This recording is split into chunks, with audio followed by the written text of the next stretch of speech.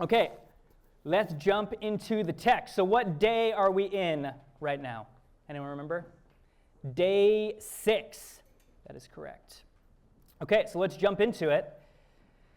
Genesis 1:26. So this is literally just the first verse of this last bit of chapter 1.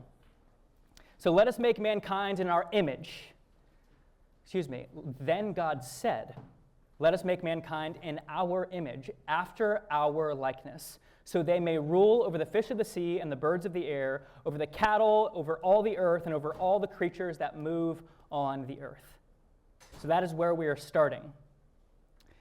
Let's do a little bit of review. So y'all had a handout from Emily last week. I believe there are actually a few on the table back there, if you would still like one. And Emily had form and fill, and I think that's a totally fine way to think about it. The way in my mind that it populates in my mind is separate and fill, because it seems to me like God is actually separating, making distinctions between things that are already there in the way that creation, in the way that Genesis 1 actually describes what's going on. If you notice that he does not cause the waters to appear, he divides the waters that are already there in day 2, and he creates separation, and he creates a void, right? And so he's creating voids by separating things. So instead of thinking about God coming in, the kind of the way that the writer of Genesis 1 would have you envision what God was doing when he created is that it's a lot less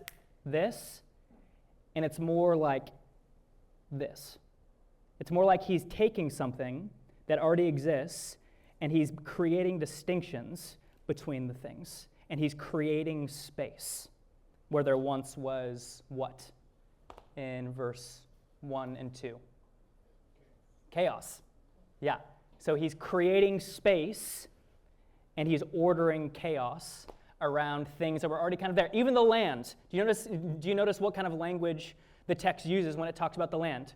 Does God say, let there be land? What does he say?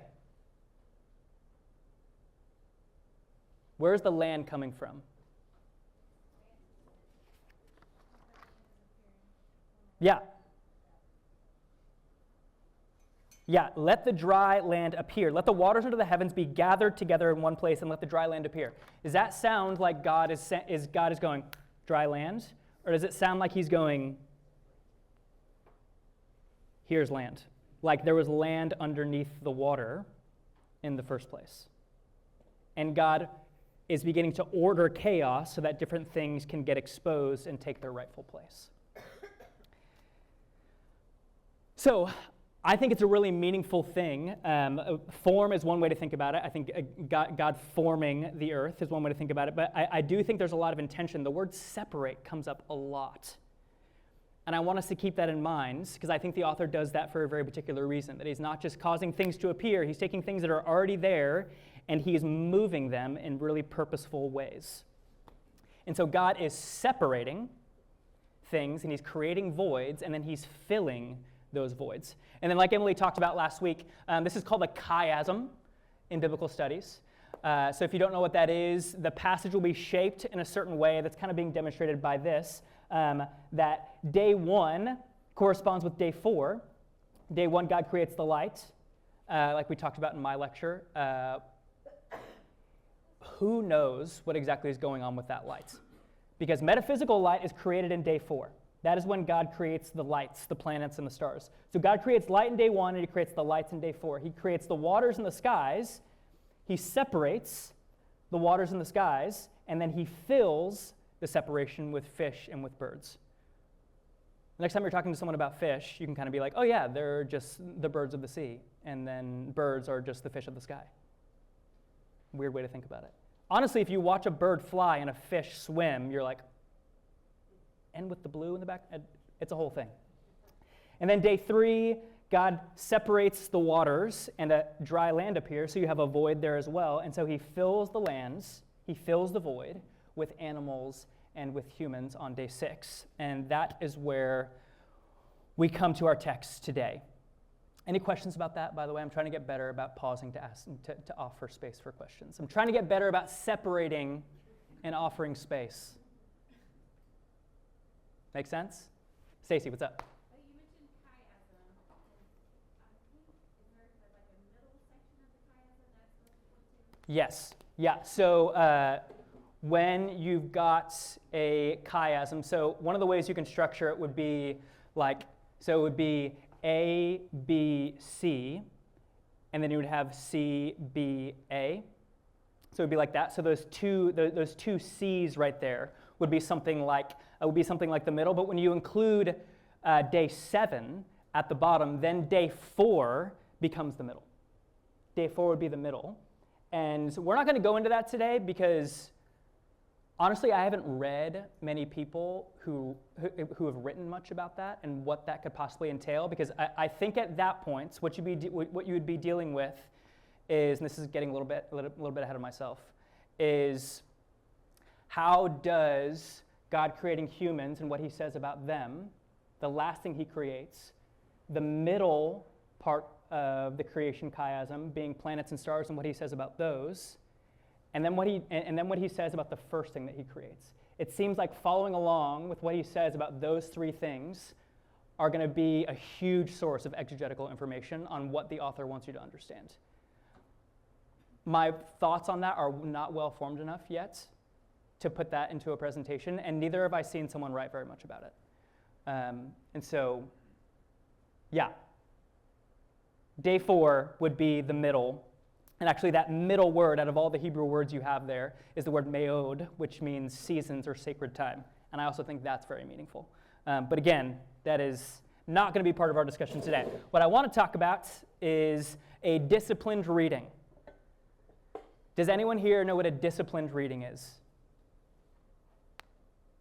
So I actually think this might just be a term that a guy that I pay a lot of attention to came up with. I don't know if it's like an official term, but a disciplined reading is the reading of a text that only takes into account the information and ideas conveyed by the text up to that point, deliberately avoiding the importation of information and ideas from other parts of Scripture, including the very next verse or chapter. And so it is understanding that text only with the information you've been given up to that point. Trying to use it's almost like using your imagination in order to shut off part of your brain. You've got to act like, you've got to resist the temptation to bring other ideas that fall outside of this text that are nonetheless biblical and use it to interpret what the author is saying right then if you really want to get down to the foundation of what is the author trying to say to me here. And I honestly think that a lot of times our theology goes really wrong because we import ideas that the author, to his original audience, they would know nothing of, for instance. Like when we take the Gospel of Matthew and his retelling of Jesus walking on the water, and we jump straight to John's retelling of Jesus walking on the water, we're doing something that the early church, when they first got the text, would not have done or have been able to do because they didn't have all the books. And they would have taken Matthew to be trying to communicate something specific in the way that he tells the story, rather than kind of what you want to get out of the story based on what you can get out of the two retellings. Does that make sense? So this is a disciplined reading. So what we're going to do, and this is going to have you do at your tables. So you've got the whole text in front of you. You've got some lines next to it. So Genesis 1 through 25. Remember how I told y'all in the first class that a lot of how you interpret has to do with how you hear. What kind of things you hear when you're reading a text. Are we carrying the text, whatever text has preceded the text that we've come to, are we carrying it along with us so that we can hear patterns, we can hear dissonance, we can hear harmonies, because we hear the text in light of what came before it. So that's kind of what we're going to be practicing today. So we're going to take Genesis 1:26, piece by piece, and we're going to be thinking about what in 1 through 25, what patterns are we sensing? That can help us understand what's going on here. What repetition, what ideas are reoccurring, or what pattern breaks, what dissonance are we detecting. And the cool thing is that Emily mentioned that Genesis 1 is very poetic, which almost means that it's very lyrical. There's a lot of repetition. And the great thing about repetition is that once you've established it and you break from it, the break becomes meaningful. And you've got to figure out why the break. And so we've had 5 days of repetition up to this point, and we're going to see some pattern breaks here. And we've got to figure out what, based on what the pattern was in the previous 4 days, and what the pattern break is here, what do we think the author's trying to tell us? So we're going to do a little bit of practice with that today. So we're just going to start out with this. And then we're going to move phrase by phrase. Then God said, "Let us make man." So we're going to give you about 5-10 minutes to talk amongst your table mates about what observations you have regarding these 1, 2, 3, 4, 5, 6, 7 words and the ideas, the 1 or 2 ideas in them, and how you understand them in light of what has come before it. We're going to do a disciplined reading. Okay? So we'll do at least 5 minutes, and then we'll kind of go around and we'll talk about observations. If you are watching on the video, we're gonna cut right here, and then so if you want to pause it, that would probably be prudence, and then we'll pick back up once the 5 minutes have passed and the video will restart. So y'all, go ahead. Any questions, by the way? Does it make sense what we're doing? Just this phrase, what does it mean in light only of what we've gotten before it? This is why Genesis is so awesome, because you don't have to consider multiple chapters prior to what you've read to understand if there's a huge meta pattern going on here. We're only in chapter 1, so you've only got 25 verses to consider. And we're already seeing that themes and patterns and pattern breaks are occurring that are helping us to interpret. Okay? Any questions? Okay. Y'all go ahead.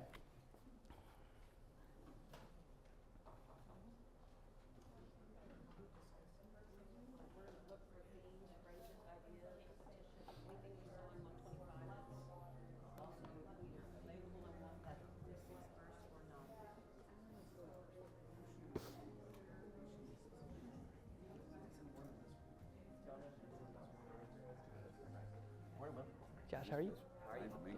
Am I off now? No. Okay, cool. Should I turn it off and then turn it back on? If I wanted to walk around the tables, talk about it. I'm not hearing anything. Okay, I'll get it. You gotta hold these 2 down for 3 seconds, and that opens the screen again. That keeps you from doing something you shouldn't. Yes, makes And sense. then you just.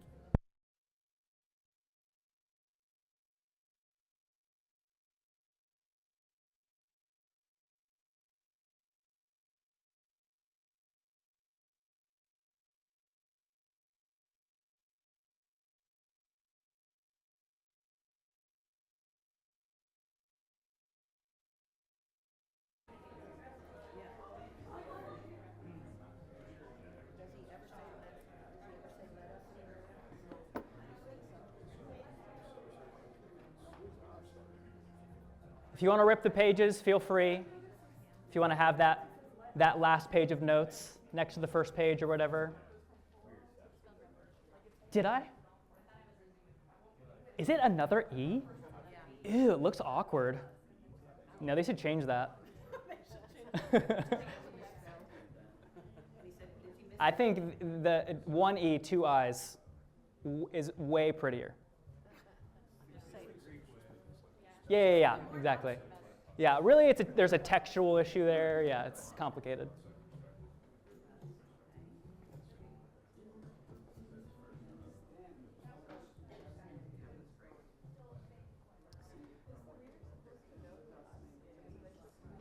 Ooh, hearing some good questions.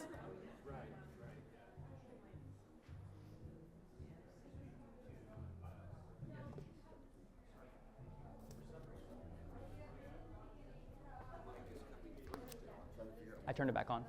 Yeah, because I was like, oh, he's still recording. There is a mute on it.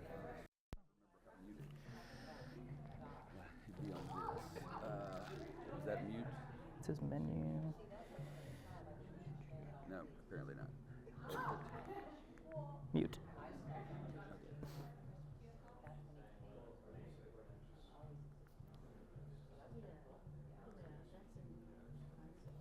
I'm just gonna keep it off, or as in like I'm gonna keep the mic on. Yeah. One thing we can, not sure what it'll do to this,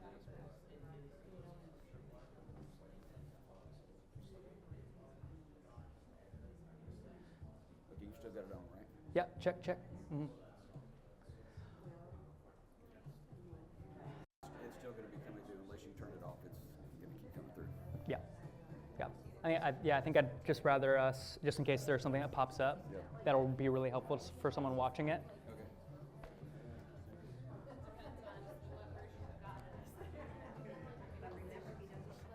Remember, do not take anything from verse 27 or beyond into your interpretation. That would be cheating.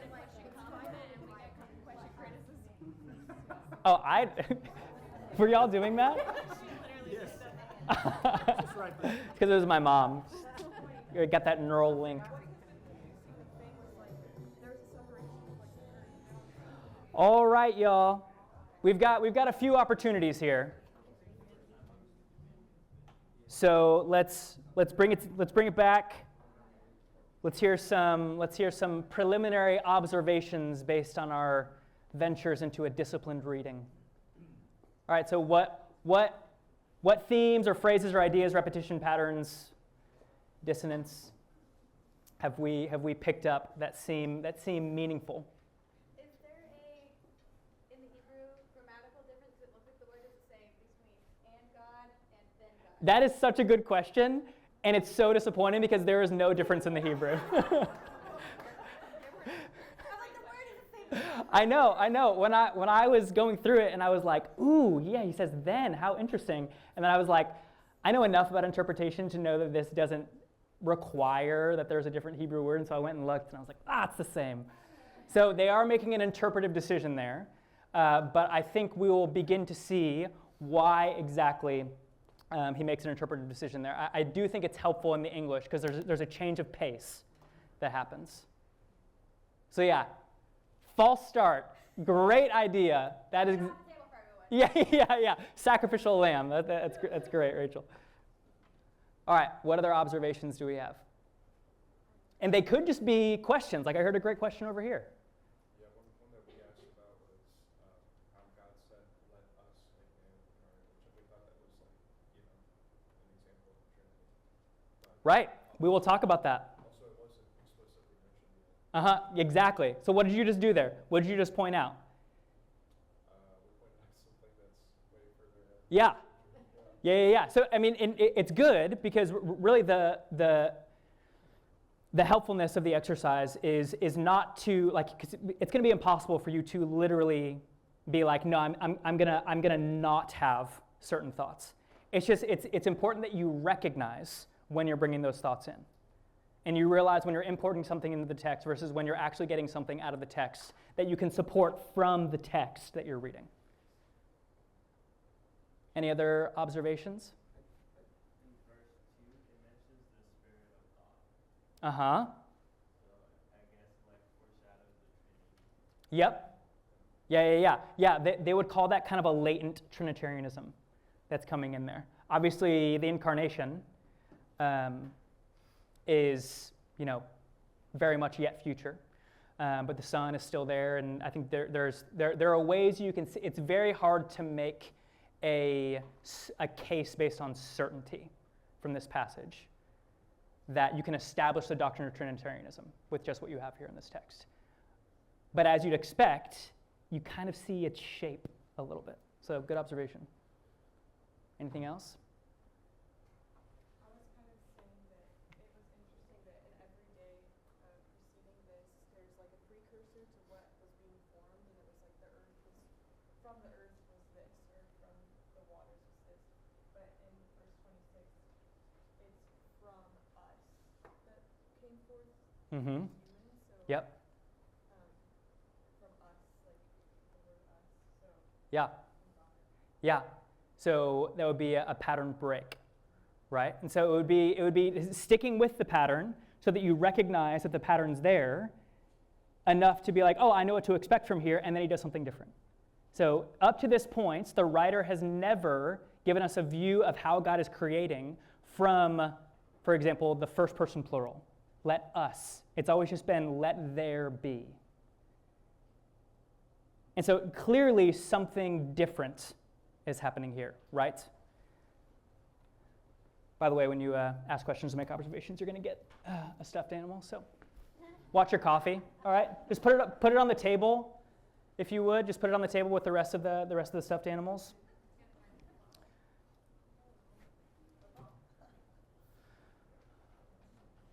So I have one more now because you're now handing out. Looks good. This looks good to me. This looks good to me. To me, the then, like obviously you said it's a translation distinction or interpretation distinction. Uh-huh. I think that it seems like up to this point, when I use then or we typically use then, it's like we built all the way to this. Mm-hmm. So like, I grabbed the carburetor, I grabbed the muffler, and then I was Yes. in the car, right? So Mm-hmm. all those things lead up to the purpose of that. Yeah. Does that make sense? Yeah. Yeah. It seems like you've hit a crescendo, Right. to speak, so to speak. Yeah. So really good observation. So yeah, then God said is a pattern break. Interpretively, it's not in the Hebrew. And then the us would be a pattern break, right? And so the author is doing something meaningful there. Why not just stick with the pattern? It's easier to stick with the pattern than to break from it.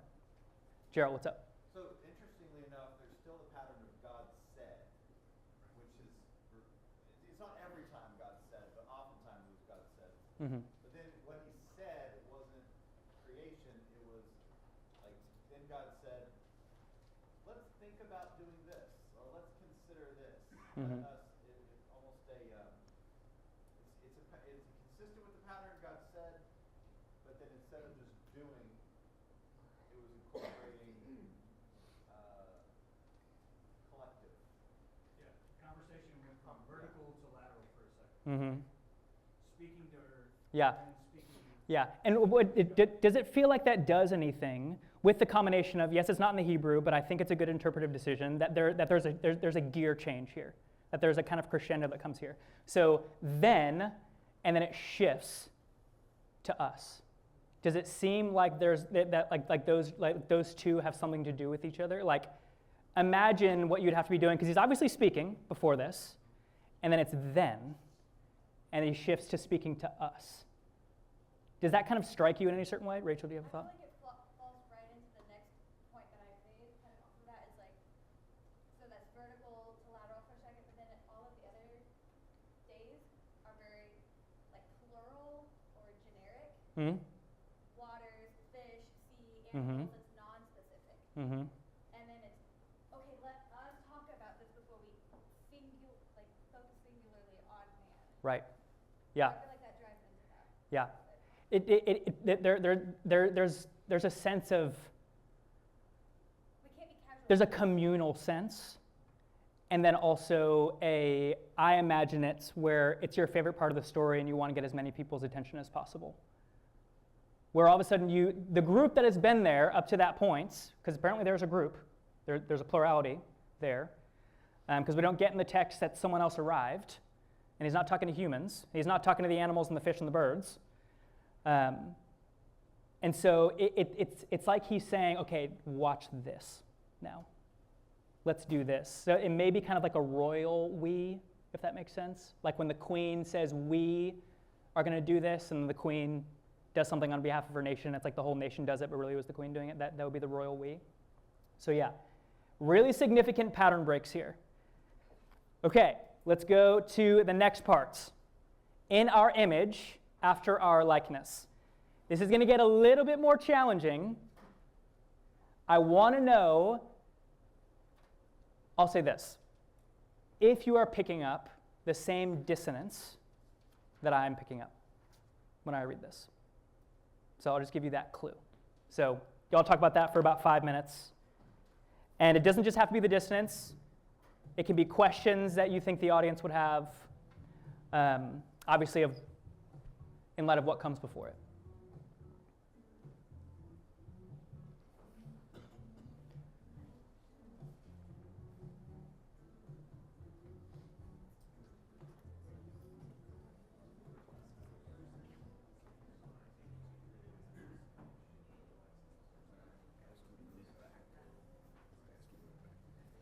I've got a pretty good depth of field. I mean, the door's in focus, and but there for a moment you stepped up, and the little lines on you that say you're in focus went away. Okay. After that, Try to stay. after that, I touched it on you, and now it is tracking you. Oh, cool. If you go too far away, this will start to get out of focus. But you'd have to go a pretty good ways to do that. So it is tracking you wherever you go as far as your focus. Mhm. Okay. But if you, I mean, you can probably come out to here, Okay. Yeah, I don't think I could be on that. and you still should be in focus, and so that should be in focus. Okay, great. So, Time do you want me to bring the kids? Just do it. 10:30. Okay. Sounds good. how long do you expect it to be today? 10:30 probably. Oh, 10:30, okay. Yeah, we'll probably use up all the time. Okay. I'm just watching for batteries. This battery should last forever. The one on the camera, it may be that I'll go against what I said, and I'll go ahead and stop that and put in a new battery for the next round. I might actually need to find a extension cable for my computer because it might die soon.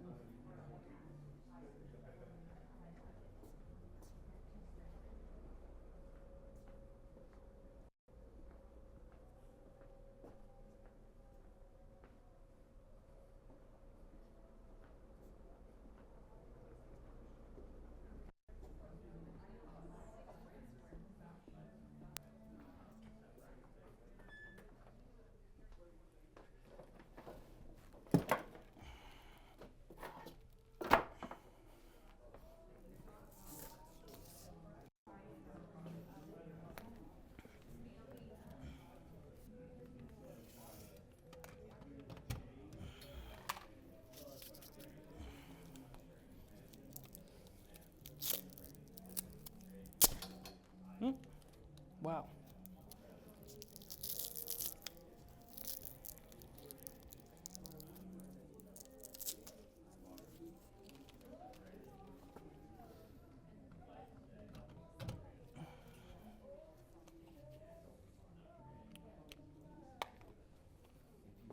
I've got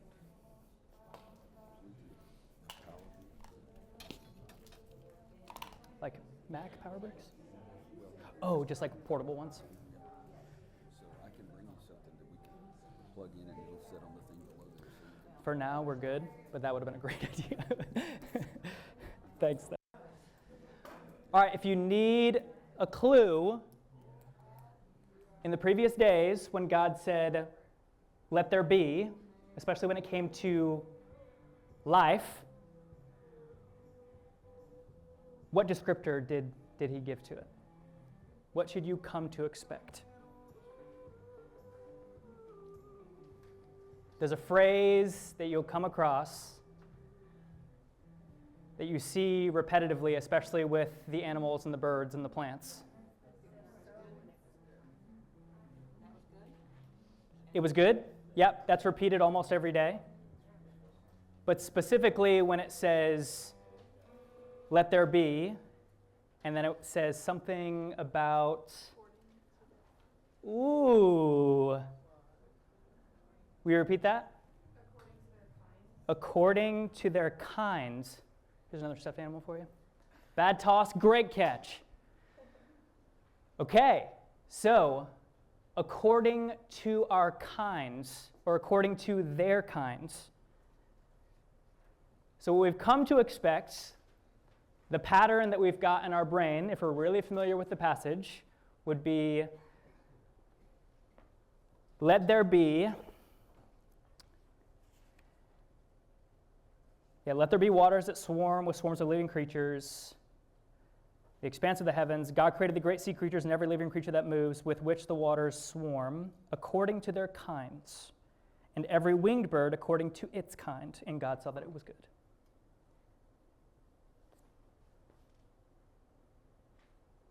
when God makes humans, it says, then God said, let us make mankind, or man, according to their kind? No. According to our image, after our likeness.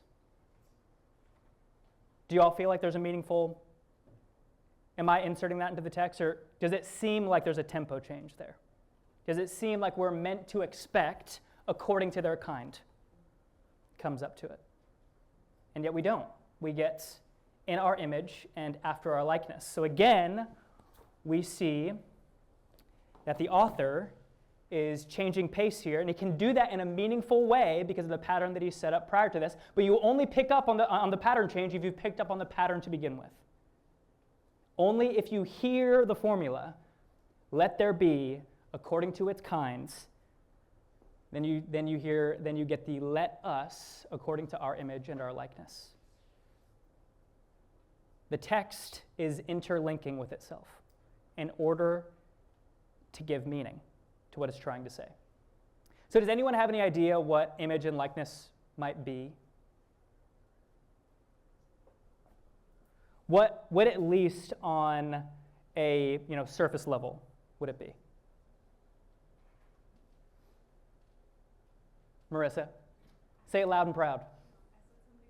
I said something you get paid for in college football. Something you get either like genuine attempts or good faith humor. Yeah, I'm all about that. It's equally good answer. So. Other information from the Bible. Mm-hmm. Uh-huh. Right. Mm-hmm. Yeah. So face. Yeah. So they're go ahead, Tomas. I was thinking about, like in the New Testament, like with the currency, like was it a denarius? Oh yeah. Yeah. Yeah. Render to Caesar. Yeah, I remember the word being used. Yeah. He's talking about when the Pharisees come and ask Jesus about taxes, and he says, "Whose face and whose likeness is on it?" And he says Caesar's, and he says, "Render unto Caesar what is Caesar's." The implication being God's image is on humans, and so they ought to belong to him. So give Caesar his money. We're here for the people, would be the implication. Yeah, good point. So we're really we're kind of bringing in ideas that are outside of the text. Really, at a surface level, what we know for sure is that this would be something like a reflection, right? That there at least is a point of reference, an original point of reference from which we get the image, correct? That in order for us to have an image and a likeness, you have to have an original copy, correct? That's what we know. That's all we can tell at this point. See, what the cultural context would tell us that make this very, very meaningful is that this is not, the idea of someone being made in the image of Elohim, in the image of God, would not be unusual for an ancient Near Easterner. Who in the ancient Near East was made in God's image, generally speaking? Like in every culture, at least one person was made in God's image. Who was it? Take a guess. The king. That's right. The king is always made in God's image. And so there's this weird overlap between the human king and the God himself, which is a great system for oppression, because if you try to oppose a king who represents a God, you find yourself opposing that God, not just the king. So it's a great way to keep people captive. And so what this is doing right here, I mean, I almost did it, guys. I almost broke our disciplined reading. We're going to see another pattern break, culturally speaking, that they would pick up on, whoa, that's really different when it comes to image and likeness. What's up, Joe? Well, so far what we know about God up to verse 26 is that he's a creator. Yeah. And so I don't know what he looks like. Mm-hmm. He said, I'm a handsome, tall man with, four appendages, right? Mm-hmm. It says I'm a creator. That's right, Gerald. Artist. Watch out for your coffee. Oh my gosh. We got to get more cameras in here. We got a highlight reel going on.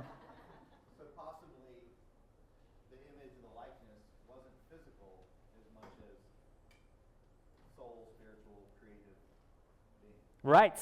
That is a great point, and you have paved the way for our next phrase. Okay. But I didn't cheat and go forward. You did it. Get there. You just knew. You just knew. There might have been some subconscious cheating, but we'll let it slide. No, that is a great observation, that up to this point, what we know about who us is, what his primary quality is that he's creator, but then also we got to get into what do we mean by creation? Because if you want to say that we reflect God's image and that we take things from no being to being, we don't reflect God in that way. We do not create out of nothing. And so the best way to figure out this new idea, because we haven't had an idea of image or likeness pop up yet, this would be what was the word? This would be rhema from our first lecture. Remember when the author introduces a new term or a new idea that he has to explain because he knows his audience will either misunderstand what he's trying to say or they don't know what it means to begin with. So this is an example of rhema. First time he's brought it up, so the best way to understand what do you mean by this is to hear what he has to say afterwards. Okay, so now talk amongst yourselves about, and let them have dominion. I'll give you about 3 minutes to talk about this one. Do we have any resonance happening here with any parts of the text? We're kind of increasing in difficulty here.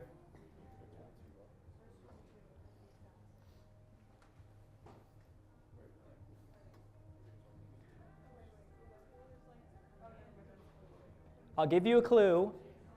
It only shares this explicitly with one other day.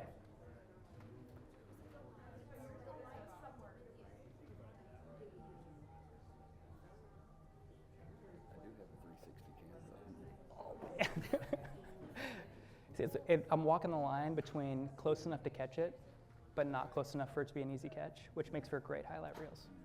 I was just wondering, of course, if we did something, and we may test it, but if we set, because when you're walking out here, of course, this camera's gone. But if we set the 360 camera here, it'd follow you all the way back to the back door. That'd be really cool. And it would also, you can just shift where you're getting, if you're familiar with 360s, how they work. Anyway, we would be able to take your throw and almost like we were wielding the camera over the catch. But if that would work, then we could shoot 360 here. Everything in the room would be fair game. And Yeah. if you walked out, it may be getting your back at some point. Yeah, but that's okay. too. Yeah. 'Cause that But still would feel be like you're in front. the class, right? You know? It would still be catching you. That one would still be catching your front. Yeah, So. that'd be super fun. Yeah. So we may play with that next week. Okay. Leave this one in place and set the 360 up there. Yeah, I love that. So, Yeah. Yeah, let's talk about that more. Okay, I'm gonna. go for it. All right. Let's bring it back. Do we feel like we're hearing anything else that we've heard before? Any ideas?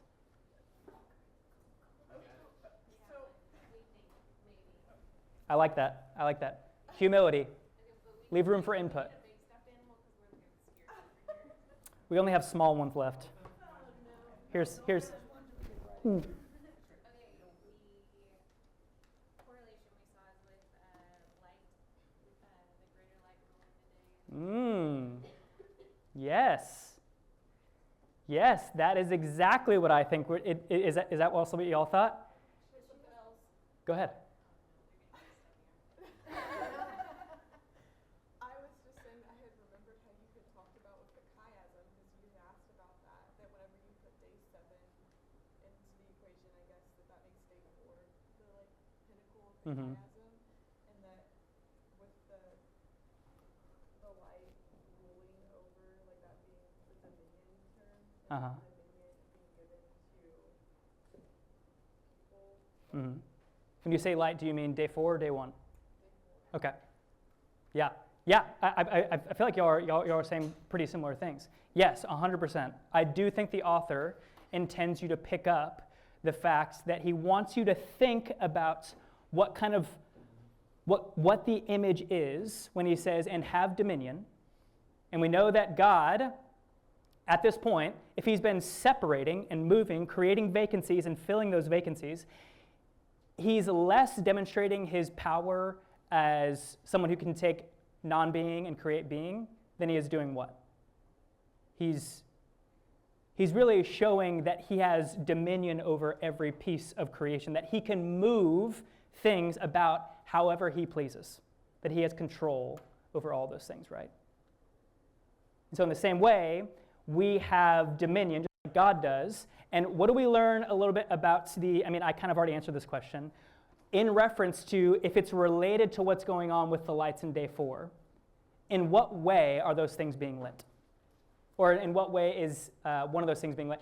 What does it say it is trying to serve as in terms of its function? In day 4, the lights.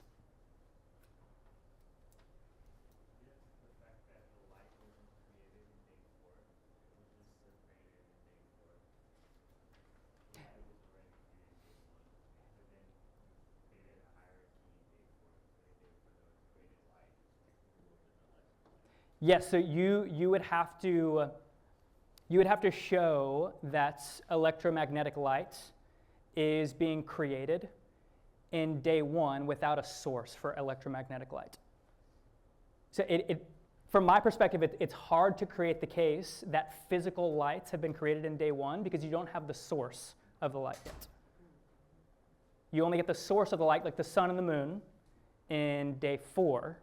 And so what is the source? What kind of light are we dealing with in day 1 would be my follow-up question to that, if we were to push it a little bit further and to test it a little bit. Does that make sense?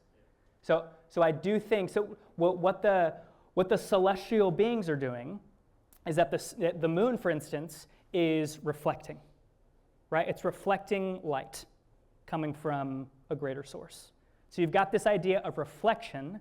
One of the ways in which they're ruling is by reflecting. And one of the things they do is they establish seasons and times and sacred time, correct? So they establish seasons, which to me, if we could go all the way back to if these are establishing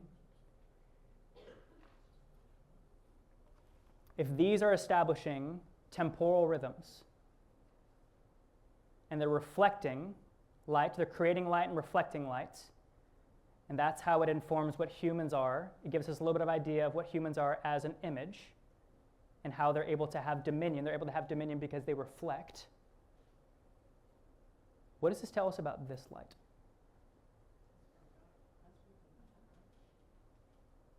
Is this trying to say, if this is saying this establishes temporal rhythms and temporal seasons, this light, what does this light do?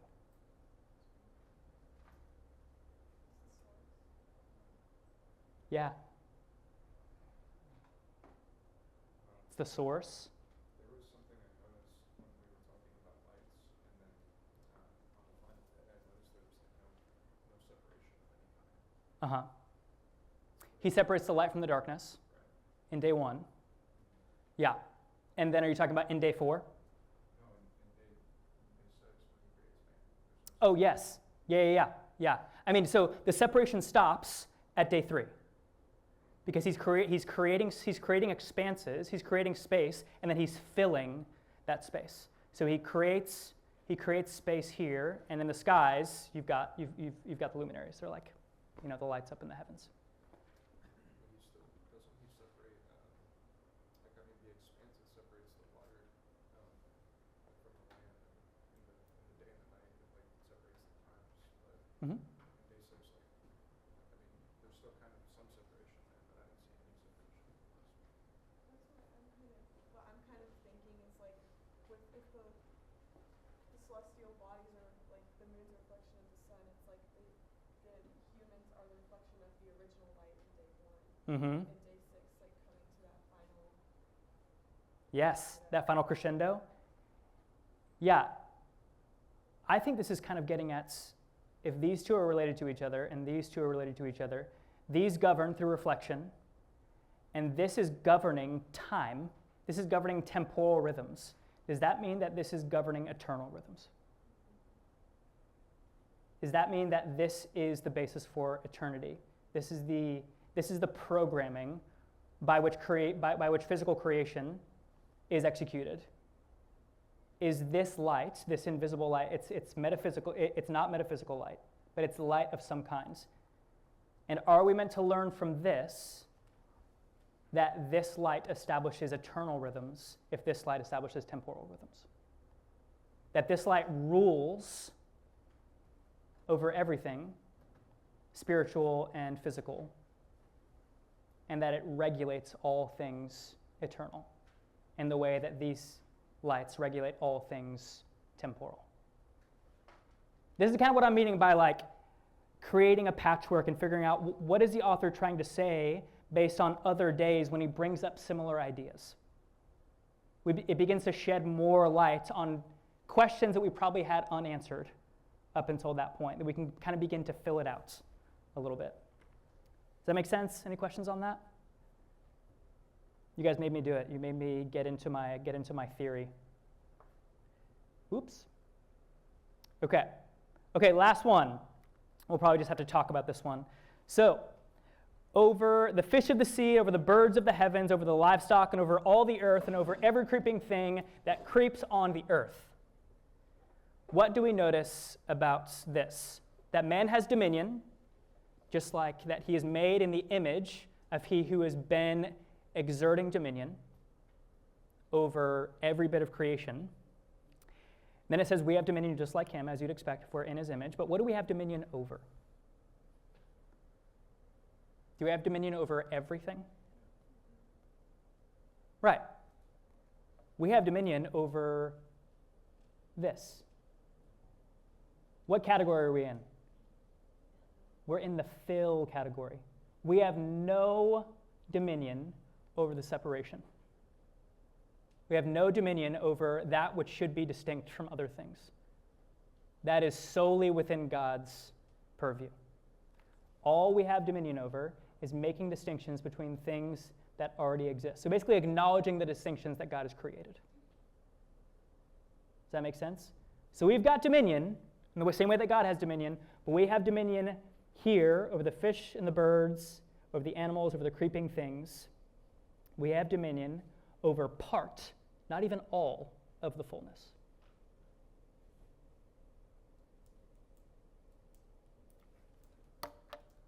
Okay, now we need to talk about this whole us problem. Okay, so it could be one, like Tomas said, a veiled reference to the Trinity. It could be a reference to God and his divine counsel, which would be pretty normative for the ancient Near East, that the God who's creating would have other gods around him, and so he's just speaking to the other gods. And from a biblical perspective, that well could be just the other, if Elohim is more like a category of being and not a title, kind of like angel is more of an description of function rather than form. An angel just means messenger, so it's what an angel does, not what an angel is. In the same way, Elohim is probably something more like, this is what this God, this thing is. It is a divine being.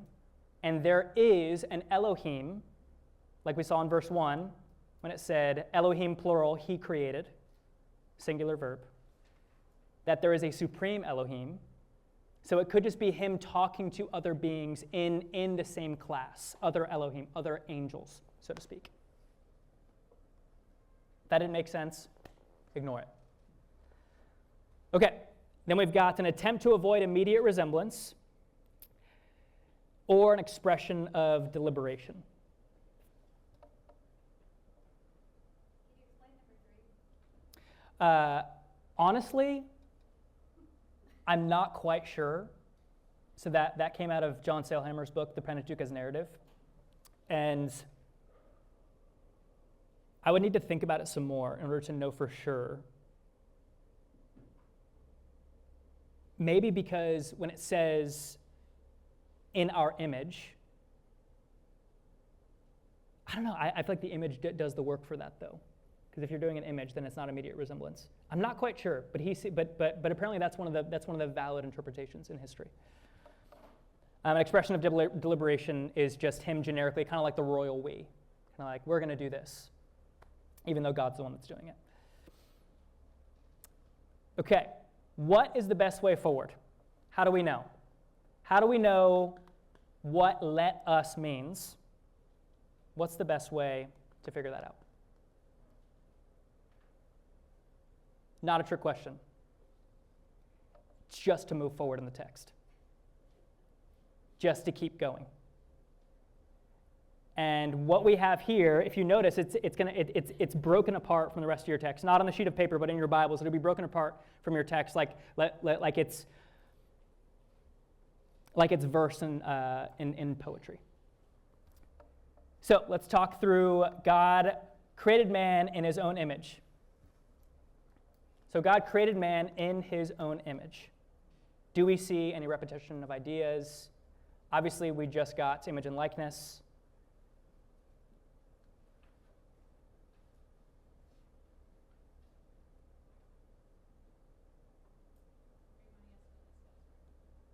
If any of you have any ideas. No, we probably shouldn't discuss. We're running out of time. Any of you guys see any similarities? I mean, other than, it's a pretty new idea. Do you have an idea, Marissa?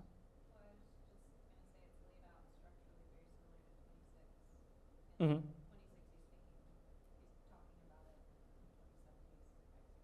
Mm-hmm. Yep.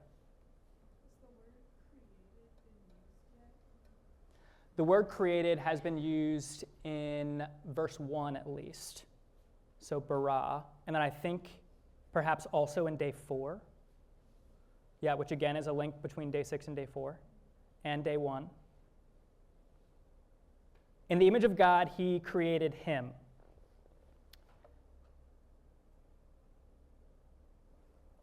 Okay, here's a question I would ask when I come to this.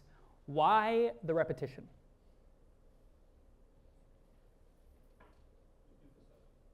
Emphasis. Yeah, classic literary strategy. Literary device would be you repeat the most important things. Now let's take that question a level deeper. Why repeat it like this?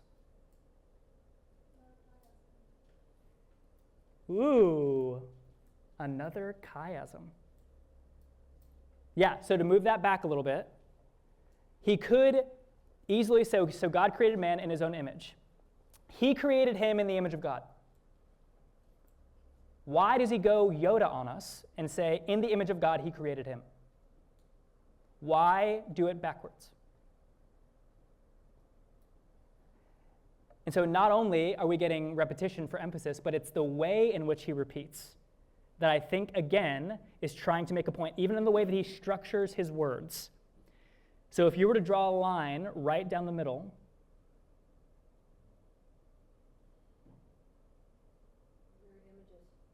yeah, they mirror each other. Almost as if you brought an image to water and then got on the other side of the water and looked at that image being repeated back to you. So you get the repetition for emphasis, but also in the way that he repeats himself.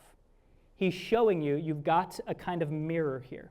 That if you folded it up down the middle, they would fold up, the words would fold up on top of each other. You'd get the word create on the top and the word image on the bottom. So even in the way that he structures his repetition, he's communicating a mirroring relationship. Is it mirrored like that in Hebrew? Yeah, it is. Yeah, and if it wasn't, if it was just straightforward, if it was just, he created him in the image of God and they decided to reverse it in the English, I would punch everyone on that translation committee. I'd be like, this is hard enough. We don't need you putting the dependent clause at the beginning of the sentence. Yeah, so it is that way in Hebrew as well. Okay. So we've got repetition here. We've even got mirroring going on here. Male and female, he created them. Okay. So male and female, he created them. In the ESV, which is what you have in front of you, some of you might have your Bibles in front of you as well, you've got this. So God created man in his own image. In the image of God, he created him. Male and female, he created them. So you've got these two mirroring phrases. God created man in his own image. In the image of God, he created him. And then you've got male and female, he created them, as if it's also supposed to be in parallel with the rest of the verse.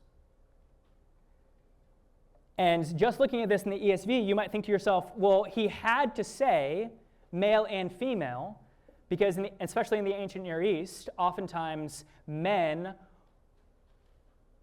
had higher status because they were more like the gods than women were. And so this would be a pattern break for them. This would be a remarkable idea that both men and women are equally made in God's image. And so he needed to specify male and female. He created them in his image. Here's the thing. This is a better translation of this verse. God created humankind in his image. He uses the word ha-adam, which means the man or mankind is what it means. So it's a collective singular. So it's a singular term that refers to a collective plural. So God created humankind in his own image. In the image of God, he created them. In the Hebrew, it's literally it, because again, humankind will be a singular idea, even though a singular word, but it's a plural idea, right? And so in that case, we no longer need to be told that both males and females are created in God's image, because we have already been told all of humankind is in his own image. In the image of God, he created them. We don't need to be told females are also included, because we've got every human included in those first two lines. So why include male and female?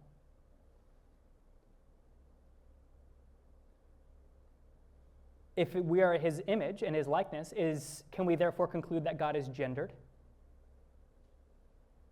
Why? If you think no, how would you know? There's already terms that use masculine phraseology, like in the beginning, God, which is a masculine. Mm-hmm. So wouldn't that lead to you thinking that he was gendered? It would, yes. So now we're like, if God created male and female, and he specified, I created genders for these beings, and I created them in my image, do we not have to conclude that God is therefore either male or female? Isn't it also true that Ruach, the spirit, is feminine? Yeah, Ruach is feminine. Mm-hmm. And this is how language works. Like, not in English, but in pretty much every other language, you just have feminine and masculine terms. It's called grammatical gender versus like natural gender. Yeah. So other Thank you, Emily. English has it too, like, queen is a female monarch. Yeah. If you meant a male monarch, you would say king, Mm-hmm. right? So that would be a natural gender, but grammatical gender applies to every noun in other languages. Mm-hmm. Yeah. So I would say no, right off the bat, we know that God is not like anything in creation. And that's what verse 1 told us. If y'all remember from my first lecture, when it says God created the heavens and the earth, he uses the sign of the accusative, and he does that pattern break with the ancient Near Eastern culture when he says God has nothing in common with creation. Creation does not share in him whatsoever. There is not a continuation between God and his creation. He is totally transcendent. He is completely other than his creation. Not only that, but in day 4, this was Emily's question. Why didn't Moses just say it? Y'all remember what it seems like he avoided saying in day 4?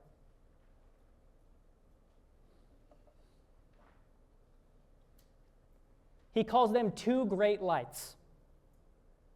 It's almost like Moses was writing and he was like, whatever these things are called, just write two great lights. I can't, we could have picked someone better to write this if you can't remember the words sun and moon. It's pretty basic, Moses. But he doesn't write them. Obviously, he's not forgetting, right? It's the sun and it's the moon. The reason he doesn't name them is because in the Egyptian cosmology, for instance, the sun and the moon are gods and goddesses. They are worshipped. And he's saying, no, these things are purely functional. There is nothing in creation that is also God himself. He is utterly transcendent and separate from it. And so we cannot say that just because something is in his image, it means that he fundamentally shares an aspect of their physical nature, because he is totally other than physical creation. That point has been emphasized in the first verse and then again in the fourth day. So is God gendered? He is not. Are animals gendered? Fish and birds. Fish, birds, and animals. Yes. Are we told? No. Why not?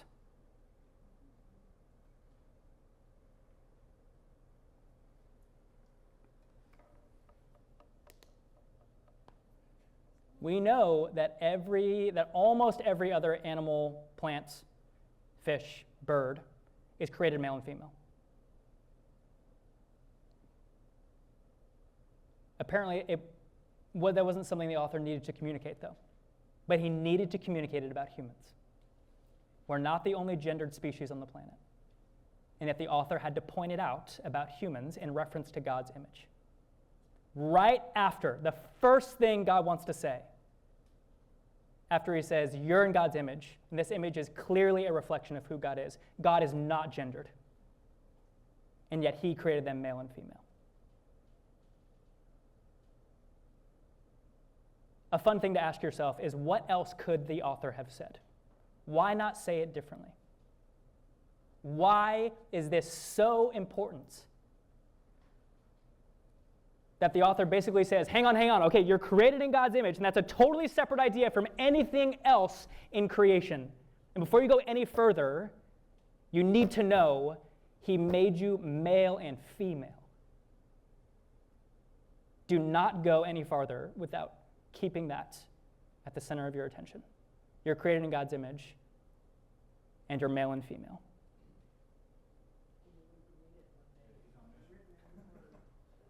Yeah. Yes.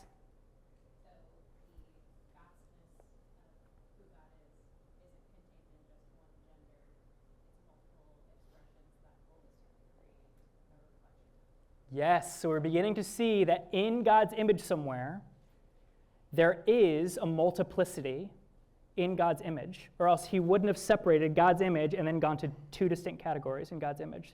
So we're beginning to create a multiplicity in what God's image is, and that it's most fully captured by both genders together, rather than just by one or the other. So you're beginning to see how this starts to go towards Trinitarianism if the first thing that God wants to say is, let us. He goes communal as soon as he makes humans. And then he says, our image, this is like us. And then male and female, there's a multiplicity here. You're beginning to see the shape of Trinitarianism here, and the fact that the Godhead in some way is communal. Whoop. Hopefully that comes back. Okay, we've got to fly through the rest of this. And God blessed them and said to them, be fruitful and multiply, fill the earth and subdue it, have dominion over the fish of the sea, over the birds of the heavens, over every living thing that moves on the earth. And God said, behold, I have given you every plant yielding seed that is on the face of the earth, and every tree with its fruits, every tree with seed in its fruits, you shall have them for food. And to every beast on the earth, and to every bird of the heavens, and to everything that creeps on the earth, and to everything that has the breath of life, I have given every green plant for food. And it was so. And God saw that he had made, and God saw everything that he had made, and behold, it was very good. And there was evening, and there was morning, the sixth day. If you were to look at this passage on one page and count the number of words that you get for each day, this is what you would see for day 1, day 2, day 3, day 4, and day 5. So day 3 and day 4 kind of goes whoop, up a little bit higher. Day 1 starts out low, day 2 a little bit higher, day 3 and day 4 double it, and they're kind of similar, and then day 5 goes down a little bit. What do you expect for day 6? Yeah, it should go down again. You want to see what it does?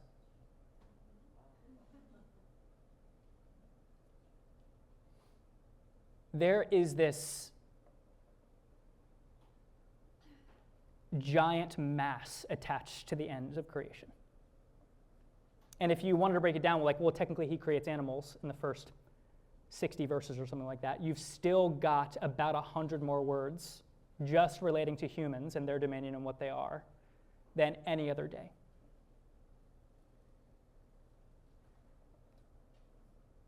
So you've got good, good, good, good, good, very good. Or do you? Good? Do you have a good in day 2? This is going to get us into the question of what does good mean? You do not have a good in day 2. God doesn't say it's bad, but he doesn't say it is good. He doesn't say, behold, he saw that it was good.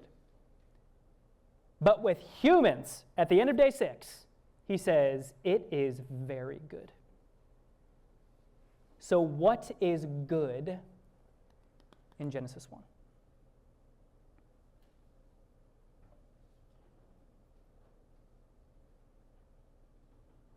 Based on the facts, so it could be good, so that would be functionally or qualitatively or quantitatively. So do we mean it's good morally?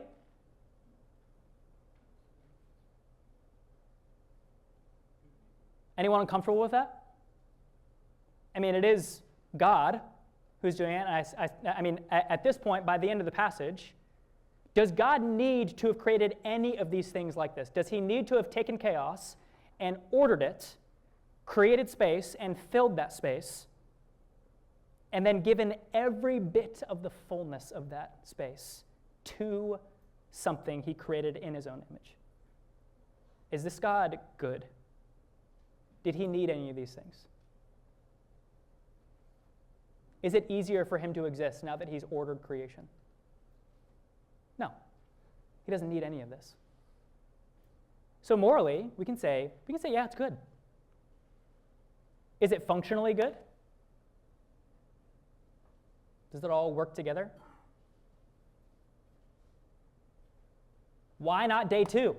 In day 2, he separated the waters and he was like, not my best work. We'll keep going. What's up with day 2? If it's morally good and functionally good, if that's the main idea for good that we've got, why does day 2 get the shaft? Again, the pattern break here is going to help you answer your questions. Probably a question you didn't have before you showed up today. That's totally okay. This is why doing Bible study and community is so important, because people will ask important questions that you didn't have.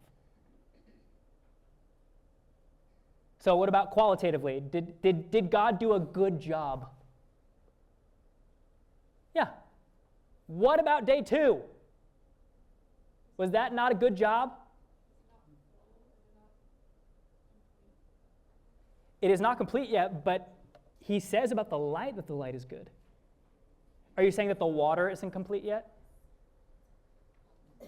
That it was like God separated the waters and he created the skies, but he still hasn't separated the water, so he created the land? So the water, it isn't done being separated? It's a good thought. Is it because the water still represented our culture, like chaos and darkness and evil? And that still exists? Why is water, why does it represent chaos for humans? Can't control it. Yeah. Can you live on it? Are we suited to it? You can live on it if you create artificial land on top of it. So the ocean itself will just be minding its own business. It will kill you in 2 minutes on a normal day in the ocean. I was listening to, we're reading Les Mis, and Valjean has a dream where he's talking about struggling exhaustedly against that which is inexhaustible. And he's drowning in the ocean. And I was like, yeah, this is why the ocean should be the absolute most terrifying place to a human, because we're clearly so not suited to it.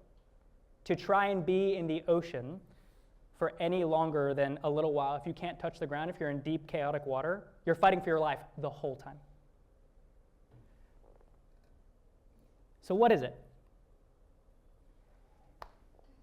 It gets very good for humans.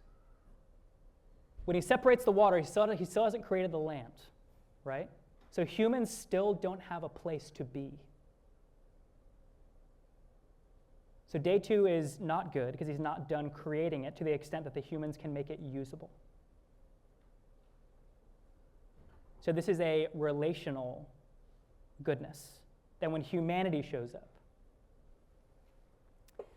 it becomes good in that sense. So I'm going to toss out a few more of these. Watch out for your coffees. All the way to the back. Great catch.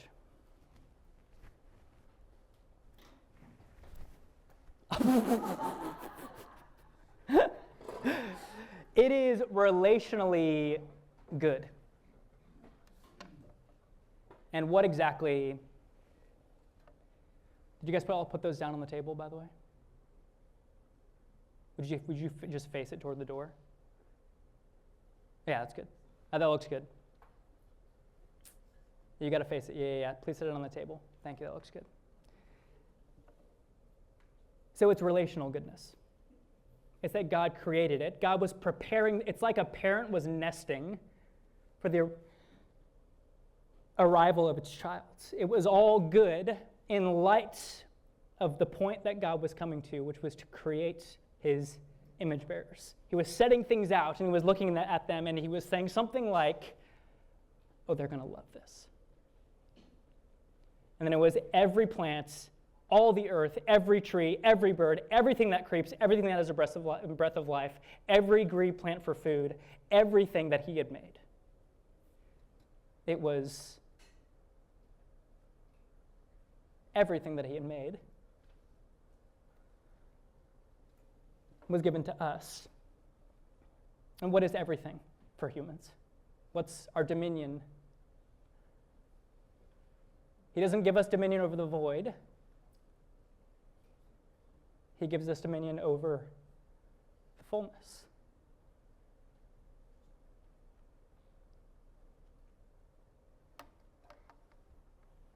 So the last day, day 6, is very good.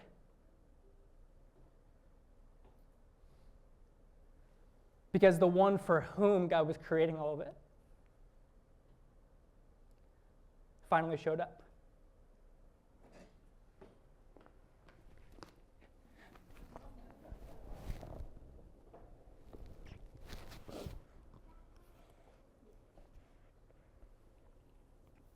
So this is Maggie. She's my daughter.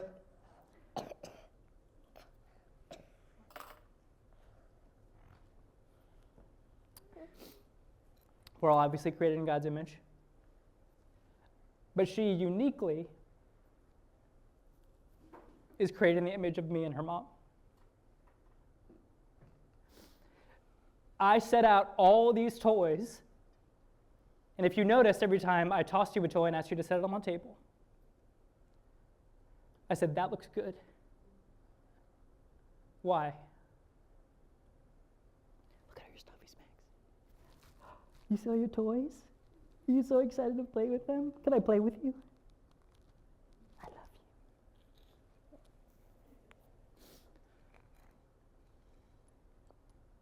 It was all good. I set it up with intention.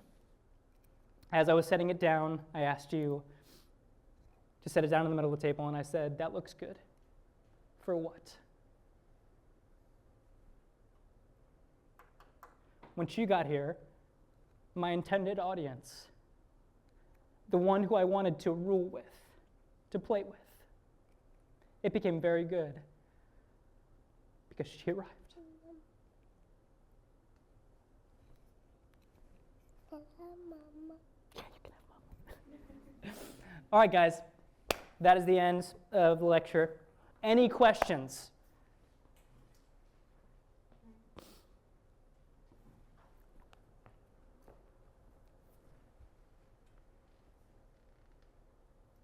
Anything at all? There is a lot that is going on here, and we didn't even touch day 7. So I'm going to leave that to Danny. Like I said, something to think about, now we can shift out of a discipline reading, is does the idea of image come up again in the rest of the Old Testament? Can I throw in a stretch? I feel like with, if we use the future to read the past, right? Mm-hmm. For example, Or if we use the past to read the future, for sure. which is what Genesis is doing. This little illustration you just did, could that kind of highlight 26 and the fact that it takes you two together to collectively to make this? Hmm. When you're making something in your image, you do it in unity. So when God look side by side, it was because it took them together Yeah. to make that. Yeah, that's a great question. It's a great thought. I think so. I would, if I could add on to it, we get asked the question, why did God create anything at all? Why did God create humans? Would be one of those things. And the funny thing is that when you are in a loving relationship with another person who is like you and unlike you, which is what women are to men, or females are to males are to females, females are to males. They're like and unlike. They're humans, but they're not the same gender. And even within the Trinity, you've got the Father, Son, and the Holy Spirit. They're like and unlike each other. And if male and female is the encapsulation of kind of that otherness, I mean, what's the pinnacle of chapter 2? Does anyone know?